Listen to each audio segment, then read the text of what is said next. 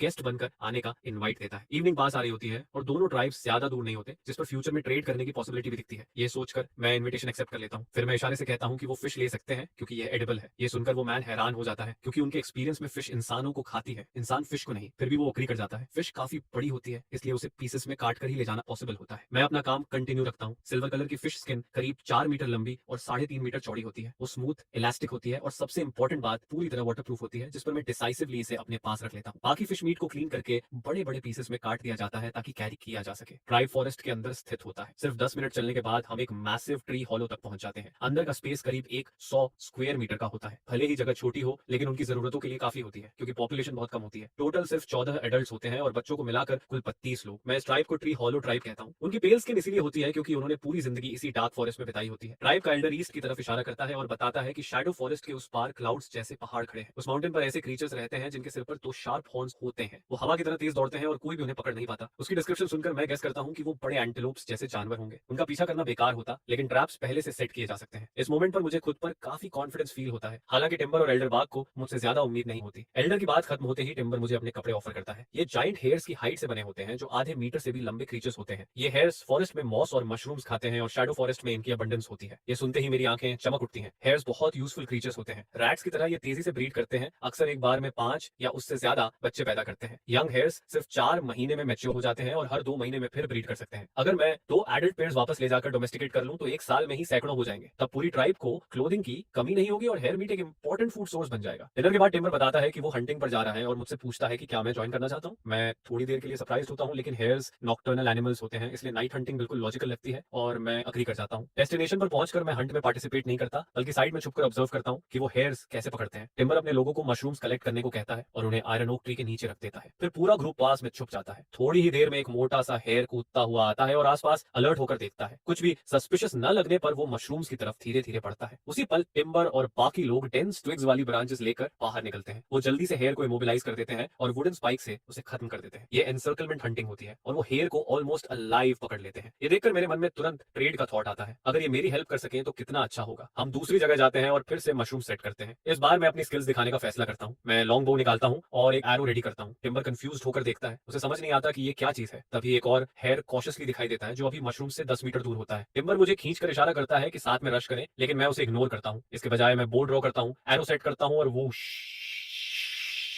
एक ही शॉट में arrow hair की गर्दन को स्ट्रेट पियर्स कर देता है। टिम्बर मेरी बो को देखकर पूरी तरह स्टन्ड रह जाता है। मैं मुस्कुराता हूँ, उसे बो देता हूँ, एक एरो पकड़ाता हूँ और हाथ पकड़कर उसे ड्रॉ करना सिखाता हूँ। वो ग्राउंड पर पड़े हेयर पर एरो शूट करता है और एरो आधा जमीन में धंस जाता है। ट्री हॉलो ट्राइब के लोग यह देखकर हैरान रह जाते हैं। टिम्बर वेपन से इतना फैसिनेटेड हो जाता है कि छोड़ने का मन ही नहीं करता। फ्रेंडशिप के सिंबल के तौर पर मैं उसे एक फेदर्ड एरो दे देता हूँ। इसके बाद बाकी हंट पूरी तरह मेरा सोलो परफॉर्मेंस बन जाती है। आधी रात में ही मैं दर्जन से ज्यादा हेयर्स मार देता हूँ, जो उनके इमेजिनेशन से भी बाहर होता है। आमतौर पर एक दिन में 3 या 4 मिल जाए तो बहुत माना जाता है। इससे ट्री हॉलो ट्राइब मेरे ट्राइब की स्ट्रेंथ को लेकर चुपचाप वंडर करने लगती है। रिटर्न पर मेरी रिक्वेस्ट के अनुसार हंट की सारी हाइट्स मुझे मिलती हैं और मीट ट्री हॉलो ट्राइब रख लेती है। इस पर किसी को कोई ऑब्जेक्शन नहीं होता। अगर मैं कुछ दिन और रुकूं तो अपनी ट्राइब के लिए इनफ हाइट्स कलेक्ट कर सकता हूं। मेरा एक्सपेडिशन गोल अचीव हो चुका होता है, लेकिन मैं और आगे जाना चाहता हूं और इस वर्ल्ड को और एक्सप्लोर करना चाहता हूं। साथ ही एल्डर बाग ने जिन एनिमल्स का मेंशन किया था, उनमें मेरी काफी इंटरेस्ट होती है। शायद कुछ को लाइव पकड़कर कार्ड्स खींचने में यूज किया जा सके। नेक्स्ट डे डॉन में मैं फूड और फायर सप्लाईज रीफिल करता हूं और टिम्बर से फेयरवेल लेता हूं। मैं उससे रिक्वेस्ट करता हूं कि कुछ हेयर्स लाइव पकड़कर रखे और उन्हें ग्रास और मशरूम्स खिलाता रहे। जब मैं वापस आऊंगा तो दूसरे गेम से ट्रेड कर लूंगा। टिम्बर नहीं चाहता कि मैं जाऊं, क्योंकि मेरे रहते वो विंटर ज्यादा सेफली सर्वाइव कर सकते हैं, लेकिन वो जानता है कि मेरे पास और जरूरी काम है। ट्री हॉलो ट्राइब को अलविदा कहकर मैं आगे बढ़ता हूँ। रास्ते में ब्रांचेस काटकर जमीन में मार्कर की तरह काटता जाता हूँ। पूरे 2 दिन ट्रैवल करने के बाद आखिरकार मैं डार्क फॉरेस्ट से बाहर निकल जाता हूँ। अचानक सामने का व्यू खुल जाता है। एक वाइड ग्रास लैंड फैला होता है जहाँ इक्का दुक्का ट्रीज दिखते हैं। जमीन पर हर्बीवोर्स के ट्रैक्स साफ नजर आते हैं। मैं अपना बो और एरोज निकालकर केयरफुली स्काउट करता हूँ। थोड़ी ही देर में सामने का सीन देखकर मैं खुशी से हंस पड़ता हूँ। ब्लू एंटेलोप्स का एक हर्ड जो डोमेस्टिक डोनकीज जितने साइजेस के होते हैं, सिर झुकाकर शांति से चल रहे होते हैं। ये ड्राफ्ट एनिमल्स के लिए परफेक्ट लगते हैं, जिस पर मैं तुरंत डिसाइड करता हूँ कि इन्हें अलाइव कैप्चर करना है। लेकिन इनके सिर पर लगे शार्प हॉर्न्स देखकर साफ होता है कि ये हल्के में लेने वाले नहीं है। अगर ये सारे एक साथ चार्ज कर दें तो पूरी ट्राइब खत्म हो सकती है। केयरफुल ऑब्जर्वेशन में मुझे पता चलता है कि ये मीटिंग सीजन है। पूरे हर्ड में सिर्फ एक एडल्ट मेल होता है, बाकी 8 फीमेल्स और 8 जुवेनाइल्स होते हैं। ये समझते ही मेरे दिमाग में प्लान बन जाता है। टेरापिक वाले मेथड से पहले मेल को कंट्रोल किया जाए, बाकी खुद फॉलो करेंगे। मैं सेफली पीछे हटता हूँ और एक बोला बनाना शुरू करता हूँ। थोड़ी देर में बोला लेकर वापस आता हूँ और श्रब के पीछे छुपकर सही मोमेंट का वेट करता हूँ। तभी मेल एंटीलोप एक फीमेल पर चढ़ता है और आवाजें निकालता है। मैं तुरंत बोला को प्रोपेलर की तरह घुमाता हूँ और मेटिंग पेड़ की तरफ फेंक देता हूँ। बोला उनके हाइंड लेग्स में उलझ जाता है। दोनों एंटीलोप्स जोर से तड़पते हैं और धड़ाम से जमीन पर गिर जाते हैं, लगातार आवाजें निकालते हुए। इसके बाद मैं काउबॉय स्टाइल में रस्सी का लूप घुमाता हूँ और तेजी से फेंक देता हूँ, जो पास खड़ी 2 फीमेल ब्लू एंटीलोप्स के हूव्स के चारों तरफ परफेक्टली जा गिरता है, जिस पर पूरा हर्ड इंस्टेंटली पैनिक में आ जाता है और हर डायरेक्शन में बिखर जाता है। थोड़ी ही देर में कई ब्लू एंटीलोप्स आपस में पूरी तरह उलझ जाते हैं, रोते हुए और स्ट्रगल करते हुए, जबकि बाकी 2 फीमेल 8 जुवेनाइल्स को लेकर भाग निकलती है। यह देखकर मैं हेल्पलेसली उन्हें जाते हुए देखता रहता हूँ और कुछ भी नहीं कर पाता। आखिरकार मेरे सामने सिर्फ बचे हुए ब्लू एंटीलोप्स रह जाते हैं, जिनके पैरों को मैं रस्सी से बांध देता हूँ। वाइल्ड एनिमल्स को पूरी तरह टेम करना बहुत मुश्किल होता है और ब्लू एंटीलोप्स जैसे एग्रेसिव स्पीसीज के लिए सबसे पहले उनका प्राइड तोड़ना जरूरी होता है, जिस पर मैं स्टोन एक्स से उनके कीमती हॉर्न्स तोड़ देता हूँ और फिर हीटेड चारकोल से उन जगहों को कॉटराइज करता हूँ ताकि दोबारा ग्रोथ न हो। जो एंटीलोप अभी तक वायलेंटली स्ट्रगल कर रहा होता है वो धीरे धीरे बिल्कुल डोसाइल हो जाता है, जैसे कोई शांत सा बर्ड। फिर मैं रस्सी निकालता हूँ, मेल एंटीलोप को सबसे आगे लीडर की तरह बांधता हूँ और बाकी सभी को चेन में जोड़ देता हूँ। जब तक ये सब खत्म होता है तब तक आसमान लगभग डार्क हो चुका होता है। इसके बाद मैं उन्हें एक छोटे स्ट्रीम के पास ले जाता हूँ और डिनर के लिए ड्राइड हेयर मीट पकाता हूँ। स्ट्रीम के नॉर्थ ईस्ट में एक कलरफुल स्टोन माउंटेन उभरता हुआ दिखता है, जो सेटिंग सन की लाइट में brilliant multi coloured glow reflect करता है। सिर्फ कलर्स देखकर ही मैं समझ जाता हूँ कि यह एक अबैंडन्ड मिनरल वेन है, जहाँ मल्टीपल मिनरल्स साथ मौजूद है। ये डिस्कवरी मुझे अंदर तक थ्रिल कर देती है। मैं इन्वेस्टिगेट करना चाहता हूँ, लेकिन तब तक पूरा अंधेरा हो चुका होता है, जिस पर फिलहाल मुझे अपनी एक्साइटमेंट दबानी पड़ती है। अगले दिन जैसे ही डॉन ब्रेक होता है, एक हलचल मुझे जगा देती है। सामने का सीन देखकर मैं खुशी से उछल पड़ने वाला होता हूँ। जिस ग्रोव में मैंने ब्लू एंटीलोप्स बांधे थे, वहीं कल भागी हुई 2 फीमेल वापस आ जाती है, अपने 8 जुवेनाइल्स के साथ। इतना ही नहीं, वो अपने साथ एक और एडल्ट मेल भी ले आती है। मैं चुपचाप बुशेस में छिप जाता हूँ और वही स्ट्रैटेजी दोहराता हूँ। कुछ और मैन्यूवर्स के बाद मेरी एंटीलोप टीम 7 से बढ़कर 18 हो जाती है। तब तक पूरी तरह दिन निकल चुका होता है। हाई स्पिरिट्स में मैं मेल एंटीलोप पर सवार होकर रेनबो रिज की तरफ बढ़ता हूँ। ये जगह सच में ट्रेजर से भरी हुई होती है। केयरफुल ऑब्जर्वेशन के बाद मुझे पता चलता है कि ये एक रिच कॉपर माइन है। जो बाकी कलर्स दिखते हैं वो कॉपर ओर के साथ जुड़े हुए मिनरल्स होते हैं। इन ओर्स के साथ ब्रॉन्ज टूल्स बनाना अब कोई दूर का सपना नहीं लगता। एसोसिएटेड मिनरल्स के भी अपने यूजेस होते हैं। ऑरेंज कलर का मिनरल रियलगर होता है, जो मेडिसिन के काम आता है। एक्सटर्नली लगाने पर स्नेक और इंसेक्ट बाइट्स ठीक करता है और इंटरनली लेने पर पैरासाइट्स खत्म करता है। व्हाइट सब्सटेंस क्विन क्ले होती है, जो आयन स्मेल्टिंग के लिए क्रूसिबल्स बनाने में यूज होती है। बड़े बड़े रेड माउंट्स असल में टर्माइट नेस्ट्स होते हैं और उनके अंदर की वेदर्ड सॉइल पॉटरी के लिए एक्सेलेंट मटेरियल बनती है। कन्वीनियंटली रेनबो रिज मेरी ट्राइब से सिर्फ 3 दिन की वॉक पर होता है और अगर ब्लू एंटीलोप कार्ड्स खींचे तो ये जर्नी और भी फास्ट हो सकती है। बस लौटकर पहले एक ब्रिज बनानी होगी। फ्यूचर प्लानिंग के बाद मैं आसपास के सीनरी को फील करता हूँ। रेनबो रिज के ईस्ट में वाटर सिस्टम काफी रिच होता है, जो एंडलेस मार्शलैंड्स बनाता है। माउंटेन के बेस पर लश वाटर प्लांट्स जानवरों और प्लांट्स दोनों के लिए पैराडाइज बनाते हैं। Knee high rye grass, waist high pasture grass और ट्रीज जितनी ऊंची एलिफेंट ग्रास यहाँ उगती हैं, जो हर्बीवोर्स की फेवरेट होती है। ट्राइब की केव के सामने का क्लियरिंग इन पास्चर ग्रासेस को उगाने के लिए परफेक्ट लगता है। मेरा रैबिट रेजिंग प्लान और ये ब्लू एंटीलोप्स जो फ्यूचर में लेबरर्स बनेंगे, सब इन्हीं ग्रासेस पर डिपेंड करेंगे। यहाँ वाटर लीक्स और वाटर सेलरी भी होती है, जिन्हें साथ ले जाकर विटामिन्स की कमी पूरी की जा सकती है। आधी आफ्टरनून में मैं ग्रास सीड्स से भरा एक बैग कलेक्ट करता हूँ, उसे एक फीमेल एंटीलोप की पीठ पर बांधता हूँ और डिनर की तलाश में निकल पड़ता हूँ। थोड़ी ही देर में 5 मीटर विंग स्पैन वाला एक थंडर गूज आसमान से गिरता है, जिस पर मेरी 2 एरोस लगी होती है। मैं एरो फ्लेचिंग के काम आने वाले सारे फीदर्स निकाल लेता हूँ। पूरा बर्ड रोस्ट करने का प्लान होता है ताकि मेरे बास्केट में ऑलमोस्ट खत्म हो चुके ड्राइड हेयर मीट को रिप्लेनिश किया जा सके। लेकिन जैसे ही मैं पानी के किनारे बैठकर गूज को काट रहा होता हूँ, एक अनएक्सपेक्टेड डिस्कवरी मुझे ऑलमोस्ट रुला देती है। बर्ड के स्टमक में मुझे अनडाइजेस्टेड राइस ग्रेन्स मिलते हैं। इतना ही नहीं, ये राइस मेरे लिए पूरी तरह अनफेमिलियर होती है। हर ग्रेन मंग बीन से भी बड़ा होता है। ये इस वर्ल्ड में मिला मेरा पहला ग्रेन क्रॉप होता है। उसी पर मेरे दिमाग में एक ही थॉट आता है, मुझे इसे ढूंढना ही होगा। उस रात मैं बिल्कुल रेस्ट नहीं करता। ट्री ब्रांचेस इकट्ठा करता हूँ और मार्श में जाने के लिए अर्जेंटली इक्विपमेंट बनाना शुरू करता हूँ। एनिमल से पहले मुझे उस राइस को हार्वेस्ट करना ही होगा। अगली सुबह जल्दी मैं अपनी सिंपल डगआउट कनू उठाता हूँ, थोड़ा डीप वाटर वाला स्पॉट ढूंढता हूँ और मार्शलैंड्स के अंदर पैडल करता हुआ निकल जाता हूँ। इधर शैडो फॉरेस्ट में टिम्बर अपनी ट्राइब को जायंट हेयर्स पकड़ने के लिए लीड कर रहा होता है। मेरी जरूरत और अपनी ट्राइब दोनों को पूरा करने के लिए पूरा ट्राइब दिन रात काम करता है। सिर्फ फिल्टर और 6 साल से छोटे बच्चों को कैंप गार्ड करने के लिए छोड़ा जाता है। यील्ड बढ़ाने के लिए टिम्बर एग्रेसिव मेथड्स अपनाता है। हेयर बरो मिलते ही उन्हें सीधे खोद दिया जाता है और अगर हेयर्स बाहर नहीं निकलते तो फायर और स्मोक यूज किया जाता है। ये मेथड इफेक्टिव साबित होती है और वो कई हेयर्स पकड़ लेता है, जिनमें न्यूबॉर्न हेयर्स के कई लिटर्स भी शामिल होते हैं। लेकिन यही हंटिंग मेथड उनकी ट्राइब के लिए डिजास्टर बन जाती है। इस सीजन में हर ट्राइब फूड स्टोर कर रही होती है और कैनिबल ट्राइब भी अलग नहीं होती। उनका फूड सोर्स इंसान होते हैं। जो भी उनके हाथ लगता है उसका फेट तय होता है। मर्दों को खा लिया जाता है और औरतों को ब्रीडिंग या लेबर के लिए रखा जाता है। जिस दिन मैं मर्सलैंड्स के अंदर गहराई में होता हूँ उसी दिन टिम्बर के फायर से उठती स्मोक कैनिबल ट्राइब के हंटिंग पार्टी को अट्रैक्ट कर लेती है। ये स्क्वाड करीब 40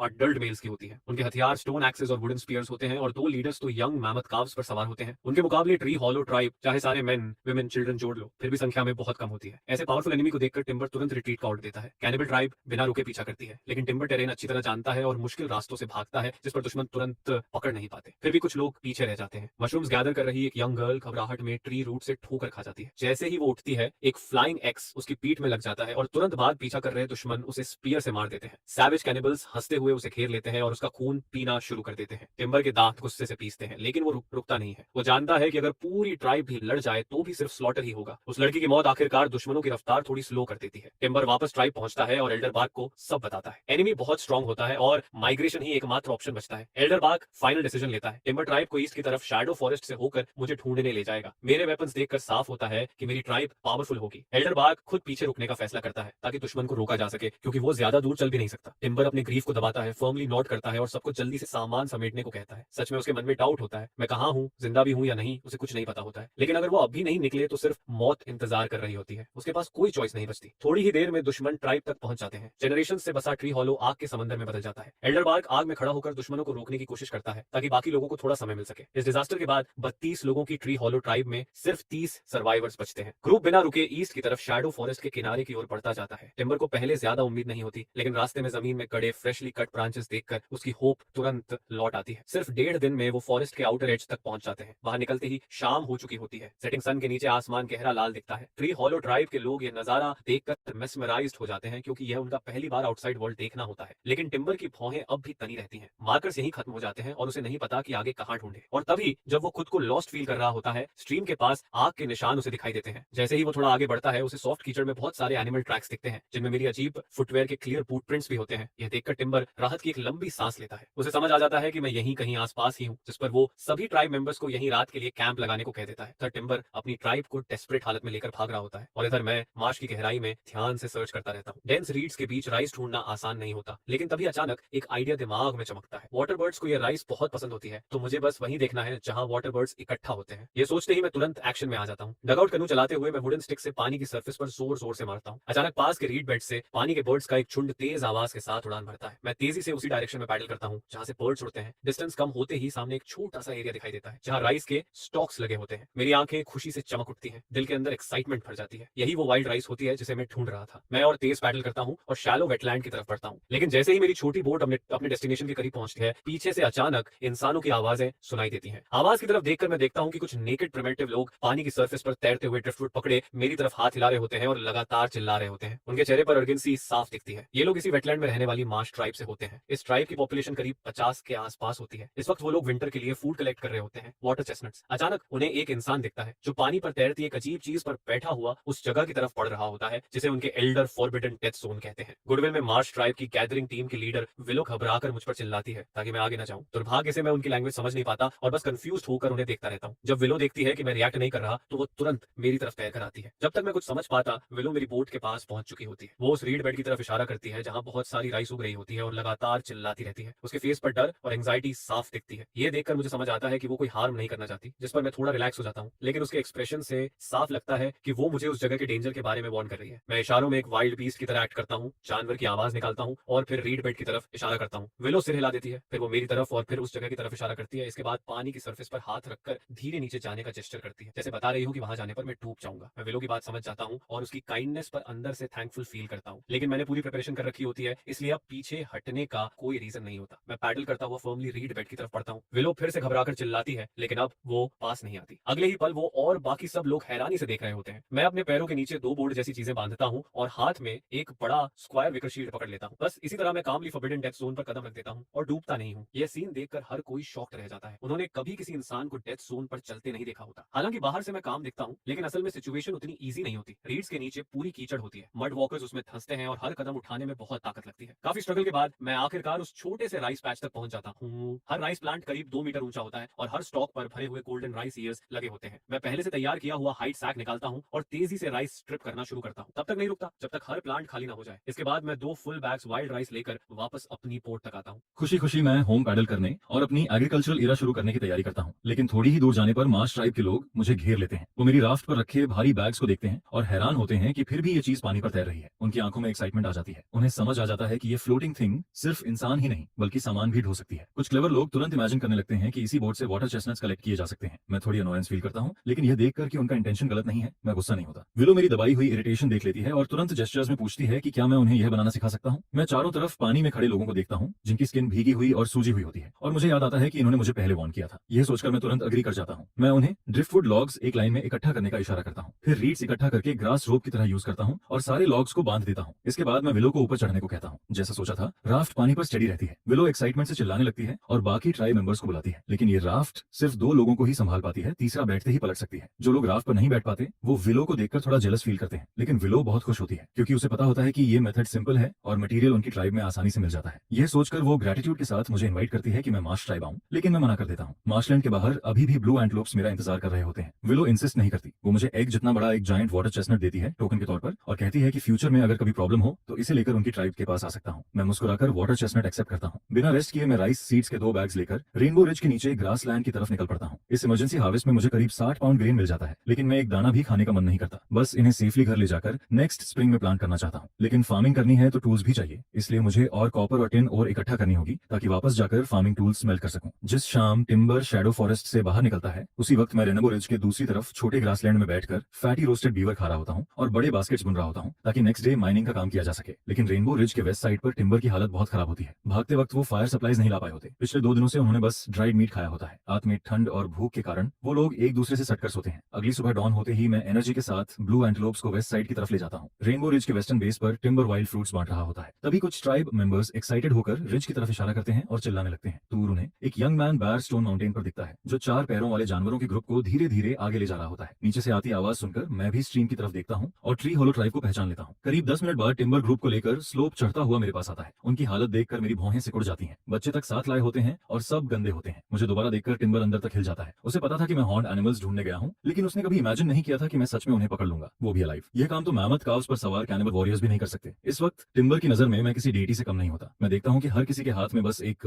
वाइल्ड फ्रूट होता है। साफ दिखता है कि उन्होंने मीट नहीं खाया। मैं तुरंत अधूरा थंडर गूस और रोस्टेड बीवर निकालकर सबके साथ शेयर करता हूँ। टिम्बर आग के पास बैठकर खाते हुए पिछले कुछ दिनों की कहानी बताता है। बाकी ट्राइब मेंबर्स भी जेस्चर्स के साथ बातें जोड़ते जाते हैं। जब मुझे पूरी कहानी समझ आती है तो मैं शौक में सांस खींच लेता हूँ। आसपास कैनिबल्स मौजूद होते हैं और उसी पल मेरे दिमाग में एक टेरिफाइंग थॉट उभर आता है। दिनों अगर वो कैनिबल्स पहले ही ट्री हॉलो ट्राइब तक पहुंच चुके हैं तो फिर वो मेरी अपनी ट्राइब से कितनी दूर हो सकते हैं। ये सोचते ही मैं तुरंत डिसाइड करता हूँ कि आज ही सारा और इकट्ठा करके काम खत्म करता हूँ और कल सुबह सीधा वापस निकलता हूँ। फिर मैं टिम्बर की तरफ देखता हूँ और उसे पूछता हूँ कि अब आगे वो लोग क्या करने का प्लान बना रहे हैं, जिस पर ट्री हॉलो ट्राइब के सभी लोग अपने सिर नीचे कर लेते हैं जैसे उन्हें जवाब ही नहीं सूझ रहा है। विंटर पास आता है और उनकी ट्राइब पूरी तरह जला दी गई थी, जिसके बाद कैनिबल ट्राइब उन्हें लगातार परस्यू करता है, जिस पर वो लोग हर दिन भागते रहते हैं और कहीं सेफ शेल्टर नहीं ढूंढ पाते हैं। उन्हें समझ नहीं आता कि अब अगला ठिकाना कहाँ होगा, जो सुनकर माहौल और भी भारी हो जाता है। यह देखकर मैं बिना देर किए उन्हें सीधा इन्वाइट करता हूँ और कहता हूँ कि क्यों ना तुम सब मेरी ट्राइब ज्वाइन कर लो। हमारे पास इतना स्टोर्ड फूड है कि पूरा विंटर आराम से निकल जाता है। यह सुनकर टिम्बर की आंखें अचानक चमक उठती हैं, जिस पर वो मेरी बात पर पूरा भरोसा करता है। सिर्फ ये 4 टांगों वाले जानवरों का हर्ड ही पूरे विंटर सबको खिला सकता है। ये सोचकर बाकी ट्री हॉलो ट्राइब के लोग भी अंदर से रेडी हो जाते हैं। उन्होंने मेरे बो और एरोस की ताकत देखी थी, जिस पर उन्हें लगता है कि ऐसे वेपन्स के साथ उन्हें कभी प्रे की कमी नहीं होगी और कोई दुश्मन उन्हें बुली नहीं कर पाएगा। इसलिए वो सब उम्मीद भरी नजरों से टिम्बर को देखते हैं कि उनका चीफ हाँ कह दे, जिस पर टिम्बर खुद भी अंदर से टेम्प्टेड है। लेकिन चीफ होने के नाते उसे थोड़ा कॉशियस रहना पड़ता है। फिर थोड़ी देर हेजिटेट करने के बाद वो मुझसे पूछता है, तुम हमें अपनी ट्राइब ज्वाइन करने को कह रहे हो, लेकिन क्या तुम्हारा चीफ मान जाएगा? यह सुनकर मैं जोर से हंसता हूँ और कहता हूँ कि इसकी चिंता मत करो, क्योंकि चीफ मैं ही हूँ। यह सुनकर टिम्बर का चेहरा डिसबिलीफ से भर जाता है। उसे यकीन नहीं होता कि मैं इतना यंग बॉय एक्चुअली एक ट्राइब का चीफ हूँ। लेकिन फिर वो थोड़ी देर सोचता है और उसे मेरे एबिलिटीज याद आते हैं। जो काम मैंने किए थे वो शायद कोई अडल्ट भी ना कर पाता, जिस पर उसका शक धीरे धीरे खत्म हो जाता है। आखिरकार वो बिना और हेजिटेशन के मेरी बात मान लेता है। उनकी सारी चिंता दूर करने के लिए मैं सीधे अपना बोन स्पीयर टिम्बर को दे देता हूँ, स्टोन एक्स बेसिन नाम के आदमी को देता हूँ और जो विकर शील्ड मैंने राइस हार्वेस्ट करते वक्त बनाया था वो स्टंप नाम के ट्राइब मेंबर को दे देता हूँ। मैं जानता हूँ कि जैसे ही मैं उन्हें अपने वेपन्स देता हूँ वो समझ जाएंगे कि मेरा कोई बुरा इरादा नहीं है, जिस पर सच में उनके चेहरे पर मुस्कान फैल जाती है। टिम्बर फिर वो रैबिट्स लेकर आता है जिन्हें मैंने उसे जिंदा पकड़ने को कहा था, और वो 30 से भी ज्यादा होते हैं, छोटे बड़े सब मिलाकर। यह देखकर मैं एक्साइटमेंट मुश्किल से कंट्रोल करता हूँ, क्योंकि रैबिट्स हर 2 महीने में नया लिटर देते हैं, जिस पर मेरी ट्राइब को हाइट्स की कभी कमी नहीं होगी। ब्रेकफास्ट के बाद टिम्बर सोचता है कि हम तुरंत निकल जाएंगे, लेकिन उसकी हैरानी तब बढ़ती है जब मैं माउंटेन पर रॉक्स खोदना शुरू कर देता हूँ। वो पूछता है कि इनकी क्या जरूरत है, जिस पर मैं बताता हूँ कि इन रॉक्स से मैं और बेहतर वेपन्स बना सकता हूँ, और बेटर वेपन्स के साथ हम इतना फूड हंट करते हैं कि दिन में 3 मील्स में भी खत्म नहीं होता। सकता। यह सुनकर टिम्बर पूरी तरह स्टन्ड रह जाता है, क्योंकि ऐसी लाइफ उसने कभी इमेजिन भी नहीं की थी। बिना मेरे कहे ही सब लोग डिगिंग में मदद करने लगते हैं, जिस पर दर्जनों हाथ मिलकर काम करते हैं और एक्सकेवेशन बहुत तेज हो जाता है। दोपहर तक हम सारे बड़े बास्केट्स भर लेते हैं, जिनमें कॉपर रिच, मैलेकाइट, सेलेनियम ओर, रेड टमाइट, माउंट क्ले और काउलिन जैसी चीजें शामिल होती हैं, जिनसे क्रूसिबल्स और कास्टिंग मोल्ड्स बनते हैं। जल्द ही सब कुछ पैक हो जाता है और मैं डोजन्स लोगों के ग्रुप को लीड करते हुए जर्नी शुरू करता हूँ। हर ब्लू एंटेलोप की पीठ पर 2 वोवन बास्केट्स लदे होते हैं, जिनमें और फॉडर, रैबिट्स और सीड्स भरे होते हैं। हम तेज नहीं चलते, बल्कि रास्ते में मैं टिम्बर और उसके लोगों को वेपन्स यूज करना सिखाता हूँ, जिस पर वो ध्यान से सीखते हैं। नाइटफॉल तक हम एक वाइड क्लियरिंग ढूंढते हैं, जहां डिनर करके रेस्ट करते हैं। रात का पहला हिस्सा शांत गुजरता है, सिर्फ कैंपफायर की क्रैकलिंग आवाज सुनाई देती है। लेकिन दूसरी आधी रात में जब मैं जमीन पर लेटा होता हूँ, तो अचानक वाइब्रेशंस फील करता हूँ, जैसे कुछ मैसिव चीज मूव कर रही हो। मुझे तुरंत टिम्बर की वो बात याद आती है जिसमें उसने लॉन्ग नोज्ड बीस्ट्स का जिक्र किया था, जिस पर मैं तुरंत सबको जगा देता हूँ, उन्हें खींच कर उठाता हूँ और सारे फायर्स बुझाने का ऑर्डर देता हूँ। तभी 2 तेज और यंग ट्रम्पेटिंग कॉल्स हवा चीरते हैं और दूर फायरलाइट में 2 ह्यूज सिलुएट्स दिखते हैं। फिर मैं दर्जनों फिगर्स देखता हूँ, जिनके हाथ में टॉर्चेस और वेपन्स होते हैं और उनकी गर्दन में ह्यूमन बोन्स की नेकलेसेस लटक रही होती हैं। एलिफेंट पर बैठा उनका लीडर हाथ हिलाता है, जिस पर पूरा ग्रुप सैवेज इरादे से हमारी तरफ चार्ज करता है। मेरी पास लाइफ का कॉम्बैट एक्सपीरियंस मुझे अजीब तरह से काम रखता है, जिस पर मैं जल्दी जल्दी ऑर्डर्स देता हूँ। पोर्टर को कहता हूँ कि वो ग्रुप को नॉर्थ की तरफ डिटूर से ले जाए, ताकि वो एस्केप कर सके, और टिम्बर, बेसन और स्टंप मेरे साथ रियर गार्ड में रहते हैं। हम सिर्फ 4 हैं, लेकिन मैं दोनों साइड्स के इक्विपमेंट देखकर टैक्टिक्स बना लेता हूँ। एनिमी के पास 2 यंग मैमथ्स हैं, जो न ज्यादा फास्ट हैं न एजाइल, और उनके वेपन्स मोस्टली स्टोन एक्सेस और बोन स्पीयर्स होते हैं, जिन्हें वो शायद 50 से 60 मीटर तक फेंक सकते हैं। लेकिन मेरा बो 100 मीटर तक इफेक्टिव है, खासकर अनआर्मर्ड टारगेट्स पर, जिस पर मुझे कॉन्फिडेंस है कि डिस्टेंस बनाए रखकर मैं उन्हें थ्रो रेंज में आने से पहले गिरा देता हूँ। टिम्बर मैमथ पर आते एनिमी को देखकर नर्वस होता है, उसका हाथ स्पीयर पकड़ते हुए हल्का कांपता है, लेकिन मुझे काम देखकर वो खुद को स्टेडी करता है। मैं मन में डिस्टेंस काउंट करता हूँ, 200 मीटर, 150, 150 और 100, और फिर एरो रिलीज करता हूँ। पूश की आवाज के साथ लीड अटैकर सीधा गिर जाता है। मेरा एरो उसके चेस्ट को आर पार कर देता है, जिस पर बाकी एनिमीज एक पल के लिए फ्रीज हो जाते हैं। उसी हेजिटेशन में मैं 2 और एरोस छोड़ता हूँ और 2 और आदमी गिरते हैं। मैमथ पर बैठा कैप्टन मुझे देख लेता है और रोर करते हुए अपने लोगों को चार्ज करने का ऑर्डर देता है, साथ में स्टोन एक्सेस फेंकने को कहता है। मैं तुरंत टिम्बर को ट्री के पीछे खींच लेता हूँ। बेसन भी कवर लेता है, लेकिन स्टंप अलग तरीका अपनाता है। वो क्राउच होकर अपना विकर शील्ड एंगल करता है। थट थट थट की आवाज के साथ कई स्टोन एक्सेस और एक बोन स्पीयर शील्ड पर लगते हैं, लेकिन थिक विंड से बना शील्ड उसे बचा लेता है। हालांकि ऐसे बॉम्बार्डमेंट में वो ज्यादा हिट्स नहीं झेल पाएगा। बेसन जमीन पर गिरे स्टोन एक्सेस देखता है और 2 उठाकर वापस फेंक देता है, जिस पर पैक्ट फॉर्मेशन में 2 एनिमीज तुरंत गिरते हैं। टिम्बर भी पीछे नहीं रहता, वो बोन स्पीयर उठाकर फेंकता है और एक दुश्मन जमीन पर तिरछा पिंड होकर मर जाता है। मैं तुरंत रन करने को कहता हूँ, ताकि डिस्टेंस मेंटेन रहे और फाइट जारी रहे। यह साइकिल दोहराया जाता है और एनिमी फोर्स जो पहले 40 स्ट्रॉन्ग थी, अब सिर्फ 7 रह जाती है। बाकी मारे गए या घायल पड़े हैं। अचानक मैं हॉल्ट का ऑर्डर देता हूँ और हम करीब 80 मीटर दूर रुककर उनकी आंखों में देखते हैं। मैमथ राइडिंग लीडर कंफ्यूज होता है कि हम भागना क्यों बंद कर देते हैं, लेकिन रेज में फिर चार्ज करता है। मैं सांस स्टेडी करता हूँ, बो उठाता हूँ और 70 मीटर पर एरो छोड़ता हूँ, जो उसकी राइट आई में जा लगता है। वो मैमथ से गिरता है और बीस्ट के रियर लेग के नीचे आकर तुरंत मर जाता है। यंग मैमथ अपने पैर के नीचे कुछ सॉफ्ट फील करता है, पीछे देखता है और शॉक में फ्रीज हो जाता है। बाकी एनिमीज कंफ्यूज हैं, लेकिन फिर भी चार्ज करते हैं, जिस पर मैं काउंटर अटैक का ऑर्डर देता हूँ। 3 बोन स्पीयर्स और 1 एरो एक साथ उड़ते हैं और 3 और दुश्मन गिरते हैं। अब सिर्फ 3 बचे हैं जो डर कर भागते हैं। दूसरे मैमथ पर बैठा आदमी बीस्ट घुमाने की कोशिश करता है, फिर कूद जाता है, लेकिन मेरा एरो उसके जमीन छूने से पहले ही चेस्ट में लग जाता है, जिस पर वो कुछ कदम डगमगाकर गिर जाता है। टिम्बर और उसके 2 साथी आगे बढ़ते हैं और 3 स्टोन एक्सेस हवा में सीटी बजाते हुए आखिरी 2 एनिमीज को गिरा देते हैं। इस तरह जंगल की यह परस्यूट और केरला बैटल आखिर खत्म होता है। टिम्बर और उसके 2 आदमी यकीन नहीं कर पाते कि सिर्फ हम 4 ने 40 लोगों को हरा दिया और 2 यंग मैमथ्स भी कैप्चर कर लिए। बीस्ट्स अपने हैंडलर्स खोकर वहीं खड़े कंफ्यूज्ड दिखते हैं। मैं तुरंत नए ऑर्डर्स देता हूँ। स्टंप यहाँ वेट करता है, बेजन हमारे लोगों को वापस लाता है और टिम्बर मेरे साथ आता है, ताकि जो अभी पूरी तरह डेड नहीं हुए हैं उन्हें खत्म किया जा सके। तो तीनों मेरी बात मानते हैं और फिर अलग अलग दिशा में फैल जाते हैं, जिस पर मैं अपने एरोज वापस इकट्ठा करता हूँ और जो बोन स्पीयर्स और स्टोन एक्सेस सही सलामत पड़े होते हैं उन्हें भी कलेक्ट करता हूँ। लेकिन तभी वो 2 अनअटेंडेड मैमथ्स मेरे पीछे पीछे चलने लगते हैं और कभी कभी अपनी सूंड से मेरी पीठ को हल्का सा धक्का देते हैं, जैसे वो मेरे साथ ही रहना चाहते हो। यह देखकर मैं जल्दी से उनकी सूंड हटाता हूँ और कहता हूँ, मेरे पीछे मत आओ, मैं तुम्हें खिला नहीं सकता हूँ। आखिर ये रियल मैमथ्स हैं, जो बड़े होकर करीब 15 टन के हो जाते हैं, और ऐसे क्रिएचर्स रोज कितना खाते होंगे, ये सोचकर ही मेरा दिमाग घूमने लगता है। तब मैं टिम्बर भौहें सिकोड़ कर मुझे एक परेशान करने वाली बात बताता है कि इस रास्ते पर हमें सिर्फ 36 बॉडीज मिली हैं, जबकि कुल 40 थे, यानी 4 कम है। ये सुनकर मेरे अंदर एक अनईजी फीलिंग उठती है, लेकिन इतने बड़े शैडो फॉरेस्ट में अब और ढूंढना पॉसिबल नहीं है, जिस पर मुझे इसे यहीं छोड़ना पड़ता है। सुबह होते होते स्टंप और बेसन सबको वापस लेकर आते हैं और जब हम सब बैठकर ब्रेकफास्ट करते हैं तो मैं टिम्बर से कहता हूँ कि कैप्चर्ड स्टोन स्पीयर्स और एक्सेस सब में बांट दे। अब बच्चों को छोड़कर हर आदमी के पास सेल्फ डिफेंस के लिए वेपन होता है। ब्लू एंटेलोप्स और रैबिट्स अभी भी फॉडर खा रहे होते हैं, लेकिन अब 2 अनएक्सपेक्टेड जायंट्स भी आ गए हैं जो हमारा फूड मूच कर रहे हैं, जिस पर जो घास 2 और मील्स चलती वो पल भर में खत्म हो जाती है। ये देखकर मेरा सिर दर्द करने लगता है और मैं मुट्ठी उठाकर इन फ्रीलोडर्स को भगाने वाला होता जाता हूँ, लेकिन जैसे ही मैं हाथ उठाता हूँ, एक यंग मैमथ मुझे इतनी बेचारी आंखों से देखता है कि जैसे रोने वाला हो। दूसरा तो अपनी सूंड से घास का गुच्छा पकड़कर मेरी तरफ बढ़ाता है, जैसे कह रहा हो, ये लो थोड़ा अच्छा स्टफ खा लो, बस हमें मत भगाओ। ये देखकर मैं मजबूरी में एक अजीब सी स्माइल देता हूँ और वो घास वापस उसके मुंह में ठूंस देता हूँ। फिर 2 और बंडल्स पकड़ाकर धीरे धीरे खाने को कहता हूँ। मैं इंतजार करता हूँ कि सब जल्दी से पैकअप करें और निकलें, और जब हम काफी दूर आ जाते हैं तो पीछे मुड़कर देखता हूँ कि दोनों मैमथ्स अभी भी घास खा रहे होते हैं, जिस पर मैं राहत की सांस लेता हूँ कि आखिर उनसे पीछा छूटा। ट्री हॉलो के लोग हमेशा शैडो फॉरेस्ट की गहराई में रहे थे, इसलिए उन्हें कभी पता नहीं चला कि बाहर का सनलिट वर्ल्ड इतना खूबसूरत भी होता है। पूरे रास्ते वो एक्साइटेड रहते हैं और जमीन पर फूड ढूंढते फेजेंट्स को चौंका देते हैं, जिस पर मैं कैजुअली एरो चलाकर उन्हें गिरा देता हूँ। शाम तक हमारे पास अच्छा खासा हॉल इकट्ठा हो जाता है। उधर लिटिल स्प्राउट अपनी माँ के साथ रिवर किनारे फिशिंग खत्म कर रहा होता है और बार बार नॉर्थ की तरफ देखता है, क्योंकि उसकी माँ ने बताया था कि मैं उसी दिशा में गया था। जब से मैं निकला हूँ वो हर दिन अपनी माँ के साथ यहाँ आकर मेरा इंतजार करता है। अचानक वो दूर ट्री लाइन से कुछ फिगर्स निकलते देखता है और अपनी शार्प आईज से सबसे आगे चल रहे आदमी को पहचान लेता है। वो उसका चीफ होता है। वो खुशी से उछल कर चिल्लाता है, मॉम, चीफ वापस आ गया। दूर से शोर सुनकर मैं भी हाथ हिलाता हूँ, लेकिन तभी रिवर के उस पार से 2 गूंजती हुई ट्रम्पेटिंग कॉल्स सुनाई देती हैं, जिस पर सबका ध्यान उधर चला जाता है। ये आवाज सुनते ही मेरे दिमाग में 1000 गालियां घूम जाती हैं, क्योंकि इतना चलने के बाद भी वो 2 मैमथ्स हमारा पीछा नहीं छोड़ते। मैं मन ही मन प्रार्थना करता हूँ, प्लीज इधर मत आना, लेकिन जिस चीज से मैं डरता हूँ वही होता है। स्प्लैश स्प्लैश की आवाज के साथ दोनों रिवर में कूदते हैं और आधे मिनट में ही मेरे सामने भीगे हुए खड़े हो जाते हैं, और वो भी चुप नहीं रहते। जैसे ही पास आते हैं अपनी सूंड से पानी खींचकर मुझ पर फेंक देते हैं, जिससे मैं पूरी तरह भीग जाता हूँ। मैसेज साफ होता है कि मुझे छोड़ने की सजा मिल रही है। मैं चेहरा पोंछते हुए कहता हूँ, अगर मेरी ट्राइब का खाना खाना है तो काम भी करना पड़ेगा, यहाँ कोई चैरिटी नहीं चलती। ये सुनकर दोनों मैमथ्स अपनी सूंड से मेरे सिर को हल्का सा थपथपाते हैं, जिसका मतलब मुझे समझ नहीं आता। फिशिंग ग्रुप की महिलाएं इन 2 जायंट बीस्ट्स को देखकर चौंकती हैं, लेकिन जब देखती हैं कि ये मुझसे फेमिलियर हैं तो उनके चेहरे पर एडमिरेशन आ जाती है। स्प्राउट सबसे पहले दौड़ कर आता है और मेरे पैर से लिपट जाता है, जैसे उसे जायंट से कोई डर नहीं हो। मैं सबको बताता हूँ कि नए लोग अब हमारी ट्राइब का हिस्सा हैं और फिर सबको केव की तरफ ले जाता हूँ। स्प्राउट को एक मैमथ की पीठ पर बैठा दिया जाता है और वो पूरे रास्ते गर्व से इधर उधर देखता है। रास्ते में ट्री हॉलो के लोग और फिशिंग ग्रुप एक दूसरे को ऑब्जर्व करते हैं। फिशिंग ग्रुप 18 ब्लू एंटेलोप्स को देखता है और टिम्बर के लोग रिवर स्टोन की औरतों के hairstyles, leather boots, baskets में रखी फिश और उनके व्हाइट शार्प स्पीयर्स को गौर से देखते हैं। वो व्हाइट शार्प स्पीयर्स टिम्बर को सबसे ज्यादा पसंद आते हैं और हर औरत के पास एक देखकर वो अंदर ही अंदर एक्साइटेड होता है कि अब वो रिवर स्टोन ट्राइब का हिस्सा है। जब मैं ट्री हॉलो के लोगों को रिवर स्टोन ट्राइब में लाता हूँ तो सब एक साथ चिल्लाते हैं, चीफ। ये देखकर नए लोग हैरान रह जाते हैं। सामने सुंदर जार्स और पॉट्स रखे होते हैं। केव के बाहर ढेर सारी फिश पड़ी होती है और एक ह्यूज थंडर बोर की कारकस रखी होती है, जिसमें दर्जन भर छेद होते हैं और जिसका वजन 1000 पाउंड से कम नहीं होता। ये देखकर मैं खुश होता हूँ, क्योंकि हंटिंग पार्टी ने स्पीयर्स सही से यूज करना सीख लिया है। टिम्बर अब रिवर स्टोन ट्राइब की ताकत पूरी तरह समझता है और उसे यकीन हो जाता है कि यहाँ कोई भूखा नहीं रहेगा। पास ही बच्चे ग्रास माउंटेन पर खड़े होकर नए 4 टांगों वाले बीस्ट्स को देख रहे होते हैं। वो घास उन्होंने पिछले दिनों में इकट्ठा की थी और पाइल देखकर लगता है कि ब्लू एंटेलोप्स और दोनों मैमथ्स को पूरा विंटर खिला सकती है। मैं सबको बताता हूँ कि ये क्रीचर्स डोमेस्टिकेटेड हैं और आगे काम में मदद करेंगे। थोड़ा दूर ओपन एरिया में रेड ब्रिक्स का बड़ा ढेर लगा होता है, जिस पर फ्लिंट बताता है कि वो रोज 4 किलन्स जला रहा है। वो बच्चों के लिए एक टूल भी बनाता है और गर्व से मुझे दिखाता है। जब मैं देखता हूँ कि उसने सिंपल वुडन रेक बनाया है तो मैं सच में शॉक्ड हो जाता हूँ, क्योंकि उसमें इन्वेंटर बनने की पोटेंशियल दिखती है। मैं उसे प्रेज करता हूँ और कहता हूँ कि कल से ब्रिक्स बनाना रोककर नए ट्राइब मेंबर्स के लिए पॉटरी फायर करे। एल्डरहॉर्न बताता है कि कुछ दिन पहले वेस्ट से ball cap tribe pottery trade करने आया था और इस बार उन्होंने काफी सॉल्ट क्रिस्टल्स दिए जो लंबे समय तक चलेंगे। सब इंस्पेक्ट करने के बाद मैं एनिमल की व्यवस्था करता हूँ। रैबिट्स को केव के कोने में रखकर स्टोन्स और क्ले से टेम्पररी एनक्लोजर बनाता हूँ। 30 से ज्यादा रैबिट्स में 3 पहले से प्रेग्नेंट है और पेन में रखते ही अपना फर खींचकर नेस्ट बनाना शुरू करती है। बाकी जो 1-2 महीने के हैं वो भी मेलन जितने बड़े हो चुके हैं और अगले स्प्रिंग तक ब्रीडिंग मशीन्स बन जाएंगे। बेबी मैमथ्स खुद ग्रास माउंटेन नहीं छोड़ते और ब्लू एंटेलोप्स को केव के पास ट्री से बांधा जाता है, जिनके लिए कल शेल्टर्स बनेंगे। सब अरेंज होने के बाद डिनर रेडी होता है और खाने से पहले मैं वेलकमिंग सेरेमोनी रखता हूँ। ट्री हॉलो के लोग टॉप नॉट ट्रेडिशन अपनाने में हिचकिचाते नहीं, बल्कि उन्हें बंधे बाल ज्यादा स्पिरिटेड लगते हैं। आज जायंट बोर हंट हुआ था, इसलिए ब्लड पुडिंग मेन्यू में होता है। वाइल्ड वेजिटेबल्स के साथ बड़े पॉट्स भरते हैं। फेजेंट से चेस्टनट प्रेस्ड चिकन बनता है और डजन फ्रेश ग्रिल्ड फिश भी होती है। हर किसी को स्वीट एंड सावर फ्रूट मिलता है। ये हार्टी फीस्ट नए और पुराने मेंबर्स को करीब लाता है और सब हंसते बातें करते खाना खाते हैं। डिनर के बाद मैं एल्डर्स से कहता हूँ कि न्यू कमर्स को लेदर बूट्स बनाना सिखाएं और खुद एक जली हुई लकड़ी का टुकड़ा लेकर केव वॉल पर स्केच बनाते हुए सोचने लगता हूँ। दीवार पर मैं केव के बाहर का पूरा टेरेन मैप बनाता हूँ, जिसमें केव, स्ट्रीम, फॉरेस्ट और कुछ ऐसी चीजें भी ड्रॉ करता हूँ जो अभी एग्जिस्ट नहीं करती हैं, जिस पर मैं असल में केव के सामने की जमीन को डेवलप करने की प्लानिंग करता हूँ। ये पूरा प्लॉट करीब 30,600 एकर्स में फैला है और अगर इसे पूरा राइस से भर दिया जाए तो पूरी ट्राइब जिंदगी भर खाती रहती है और फिर भी खत्म नहीं होता। लेकिन ऑब्वियसली इसे पूरा राइस से भरना पॉसिबल नहीं है। अब ये जमीन पूरी तरह ड्राई फील्ड्स है, जबकि राइस को पैटीज में उगाना पड़ता है, जिस पर इन ड्राई फील्ड्स को पैटीज में बदलना ही एक मैसिव प्रोजेक्ट बन जाता है। इसके बाद हाउसिंग का इशू आता है, क्योंकि नए मेंबर्स और हाल ही में हुए न्यूबॉर्न्स को छोड़कर रिवरस्टोन ट्राइब अब 97 लोगों की हो जाती है और मौजूदा केव धीरे धीरे छोटी पड़ती है, जिस पर आगे चलकर इसी जमीन पर हाउसेस बनाना जरूरी हो जाता है। Residential area, rice paddies, vegetable plots, livestock pens, warehouses, bronze melting zone, lumber mill, इतनी सारी फैसिलिटीज इसी जमीन पर फिट करनी है, जिस पर मुझे बहुत केयरफुली प्लान करना पड़ता है। सबसे पहला प्रॉब्लम है फील्ड्स को पैटीज में कन्वर्ट करना। मेरा सिंपल प्लान ये है कि क्लियरिंग के बीचों बीच एक स्क्वायर फोर्ट्रेस बनाया जाए, जिसमें residential area, livestock pens, warehouses, metal smelting zone और लंबर मिल सब आ जाए। ये पूरा फोर्ट्रेस कम से कम 5000 लोगों को अकोमोडेट कर सके और इसे कई सालों में फेसेस में बनाया जाए। फोर्ट्रेस के चारों तरफ मैं एक मोट खोदने का प्लान करता हूँ और जो मिट्टी निकले उसे क्ले ब्रिक्स के साथ मिलाकर सिटी वॉल्स बनाई जाएं, ताकि जायंट बीस्ट्स और हॉस्टाइल ट्राइब्स अटैक न कर सके। इसके बाद मोट को सेंटर मानकर मैं ईस्ट से आने वाली 8 से 9 मीटर चौड़ी स्ट्रीम को डाइवर्ट करने के लिए इरिगेशन कैनाल खोदने की सोचता हूँ और एडिशनल रिटर्न चैनल्स बनाए जाते हैं, ताकि मोट का पानी वापस स्ट्रीम में जाए, जिससे एक बड़ा वाटर नेटवर्क बनता है। इस नेटवर्क के साथ छोटे छोटे डिचेस पूरे प्लॉट को इरिगेट करते हैं। मोट और इरिगेशन कैनाल दोनों की प्लान्ड विड्थ 4 मीटर रखी जाती है और ईस्टर्न स्ट्रीम 8 से 9 मीटर चौड़ी है, जिस पर सेम वाटर फ्लो को आधे चैनल में डालने से कैनाल की फ्लो रेट दोगुनी से ज्यादा हो जाती है, जो वाटर व्हील्स और हाइड्रोलिक फैसिलिटीज लगाने के लिए परफेक्ट है। स्पेसिफिक प्लान यह है कि केव को सेंटर लाइन मानकर दोनों तरफ 200 मीटर मेजर किए जाएं, ताकि फोर्ट्रेस साइट तय हो। नेक्स्ट स्प्रिंग प्लांटिंग डिले ना हो, इसलिए फेज 1 में स्ट्रीम से मोट तक लगभग 700 मीटर लंबा वाटरवे खोदा जाता है और जो मिट्टी निकलती है उसे ब्रिक्स में फायर किया जाता है। फेज 2 में मोट खुद खोदी जाती है, लेकिन वो अर्जेंट नहीं है क्योंकि केव अभी रहने लायक है। फेज 3 में सिटी वॉल्स को रैम किया जाता है, जिनका डायमेंशन ट्रेपेजॉइड शेप में होता है। नीचे 4 मीटर चौड़ी, ऊपर 2 मीटर 5 मीटर ऊंची, 4 गेट्स के साथ और बाहर 4 मीटर वाइड मोट, जिस पर इस एरा में कोई ब्रीच नहीं कर सकता। फेज 4 में 700 मीटर रिटर्न चैनल खोदी जाती है, जिसकी मिट्टी से छोटे ब्रिक्स बनते हैं, जिनसे सिटी के अंदर हाउसेस और फैसिलिटीज बनती हैं। पूरा प्रोजेक्ट ज्यादा से ज्यादा 3 साल में पूरा होना चाहिए, नहीं तो केव सब अकोमोडेट नहीं कर पाएगी। अगली सुबह जैसे ही ट्राइब मेंबर्स बाहर आते हैं, मैं काम असाइन करना शुरू करता हूँ। आज बहुत काम है, इसलिए फूड गैदरिंग पूरी तरह रोक दी जाती है। न्यूकमर्स के पास अभी पोट्री नहीं है, जिस पर फ्लिंट को सिरेमिक्स फायर करने का काम मिलता है। चिल्ड्रन ग्रास बंडलिंग जारी रखते हैं और उन्हें मेरे डेमोन्स्ट्रेशन के अनुसार बंडल्स बांधने होते हैं, ताकि स्टोरेज और ट्रांसपोर्ट आसान हो। चर्प, स्किप, रीड और ब्रुक बैक माउंटेन पर जाते हैं डेविल थॉर्न सैपलिंग्स काटने के लिए, ताकि स्पीयर्स बन सके। विमेन को 2 टीम्स में डिवाइड किया जाता है। बड़ी ग्रुप वैली में साइजल हार्वेस्ट करने जाती है और पोर्टर 6 ब्लू एंटेलोप्स के साथ बड़े बास्केट्स लाद कर ट्रांसपोर्ट संभालता है। छोटी गैदरिंग ग्रुप फॉरेस्ट में वैक्स ट्रीज की बार्क स्क्रैप करती है, क्योंकि वैक्स इंसेक्ट्स का सिक्रीशन ब्रॉन्ज मोल्ड्स कास्टिंग के लिए यूजफुल होता है। बाकी सभी मैन लॉगिंग पर लगाए जाते हैं। पहले लेग जितने मोटे ट्रीज काटे जाते हैं, ताकि लाइव स्टॉक पेन्स बन सके, और ब्रांचेस को स्प्लिट करके फायरवुड बनाया जाता है, जिसे मैं चारकोल बनाने के लिए यूज करता हूँ। कॉपर स्मेल्टिंग के लिए जितना ज्यादा हो उतना बेहतर है। ट्रांसपोर्ट ब्लू एंटेलोप्स संभालते हैं और जरूरत पड़ी तो बेबी मैमथ्स मदद करेंगे। ट्राइब मेंबर्स कंफ्यूज होते हैं, क्योंकि उनके हिसाब से ऑटम फूड स्टोर करने का समय होता है, लेकिन मैं उन्हें समझाता हूँ कि हमारे पास नेक्स्ट स्प्रिंग तक काफी फूड है, खासकर फिश। और हाल में पकड़ी गई फिश के पेट में एग्स थे, जिस पर अगर हम ऐसे ही फिशिंग करते रहे तो रिवर की फिश पॉपुलेशन घटेगी, इसलिए उन्हें रेस्ट देना जरूरी है। सबके जाने के बाद मैं अपना काम शुरू करता हूँ। पहले अवेलेबल फायरवुड से चारकोल बनाता हूँ, फिर कैलिन और शेल क्ले से क्रूसिबल्स और लीडल्स बनाता हूँ, ताकि रिफाइनिंग और एलॉयज बना सकूं। इसके बाद रिफ्रैक्टरी क्ले से स्क्वायर मोल्ड्स बनाता हूँ, जिनमें कॉपर और टिन चॉकलेट बार जैसे इंगोट्स में कास्ट होते हैं, और जरूरत के अनुसार कॉपर टिन रेशियो एडजस्ट करके अलग अलग टूल्स बनाए जाते हैं। चारकोल और मोल्ड्स रेडी होने के बाद मैं स्मेल्टिंग फर्नेस बनाना शुरू करता हूँ। ऑर्डिनरी क्ले को पॉटरी शार्ड्स और चॉप्ड ग्रास के साथ मिलाकर मड बनाता हूँ और सिलिंड्रिकल फर्नेसेस बनाता हूँ, जो करीब 40 सेंटीमीटर डायमीटर के होते हैं। ऐसे 4 फर्नेसेस बनते हैं, ताकि 7 फायर करने पर टाइम बचे। फिर पाइथन स्किन से सिंपल लेदर बेलोज बनाता हूँ। फ्लिंट क्यूरियस होता है कि मैं क्या नया बना रहा हूँ। सारी तैयारी पूरी होने पर दुनिया का पहला प्रिमिटिव स्मेल्टिंग इक्विपमेंट सेट तैयार हो जाता है, और बस कल तक चारकोल रेडी होने और फर्नेसेस ड्राई होने का इंतजार रहता है। चर्प और उसके पूरे दिन व्हाइट शाफ्ट्स लाते हैं, जो स्पीयर्स के लिए परफेक्ट है, लेकिन लॉगिंग करने वाले एडल्ट्स थक कर चूर हो जाते हैं और पूरे दिन में 10 से भी कम ट्रीज काट पाते हैं, जिस पर 3 स्टोन एक्सेस टूट जाते हैं। फिर भी मैं उन्हें कहता हूँ कि कल भी जारी रखें, लेकिन जो बेस्ट काम करेगा उसे न्यू इक्विपमेंट मिलेगा। ये सुनकर सब कंफ्यूज हो जाते हैं, क्योंकि उनके लिए स्टोन एक्सेस ही बेस्ट टूल्स थे। इससे बेहतर क्या हो सकता है, ये सोचकर उनकी क्यूरियोसिटी बढ़ती है। डिनर के बाद जब सब रिलैक्स करते हैं, मैं हार्थ के पास बैठकर वैक्स मेल्ट करता हूँ और सॉलिड होने पर बोन नाइफ से अलग अलग टूल शेप्स कार्व करता हूँ। फिर वैक्स मॉडल्स को क्ले में रैप करता हूँ, एक छोटा ओपनिंग छोड़कर, और क्ले ड्राई होने के बाद फायर पर हीट करता हूँ, जिससे मेल्टेड वैक्स बाहर निकल जाता है और हॉलो कास्टिंग मोल्ड बनता है। मोल्ड की इनर वॉल पर वैक्स की थिन लेयर डिमोल्डिंग में हेल्प करती है। ये मेथड टीडियस है, लेकिन प्रिसाइज है और मटेरियल वेस्ट नहीं होता, और निकला वैक्स फिर रीयूज हो जाता है। अगली सुबह ट्राइब मेंबर्स ब्लू एंटेलोप्स को बाहर ले जाते हैं, और मेरी लगातार समझाने के बाद अब वो समझते हैं कि वाइल्ड बीस्ट सिर्फ खाने के लिए नहीं, काम में भी मदद करते हैं। चर्प और उसके 3 साथी बेलोज ऑपरेट करने के लिए रुकते हैं। फ्लिंट की पॉटरी रेडी है, और आज वो खास तौर पर मेरी हेल्प करता है, क्योंकि मैं उसे कॉपर स्मेल्टिंग मेथड सिखाने वाला हूँ, ताकि फ्यूचर में वह अप्रेंटिस बन सके। मैं 4 फर्नेसेस में से 2 को एक साथ लाइट करता हूँ। रीड और ब्रुक बेलोज पंप करते हैं, चर्प और स्किप चारकोल डालते हैं और कॉपर और क्रश करते हैं। बेलोज की पावर से फ्लेम्स ऊपर उठती है और जल्द ही फर्नेस चेंबर में और मेल्ट होने लगता है। कॉपर पानी की तरह नीचे बहकर स्लैग के साथ लंप बनता है, और टिन और भी फास्ट मेल्ट होता है। मैं ब्रांचेस से इंप्योरिटीज वाले मेटल लम्प्स निकालता हूँ और प्रोसेस दोहराता हूँ। करीब 3 या 4 घंटे बाद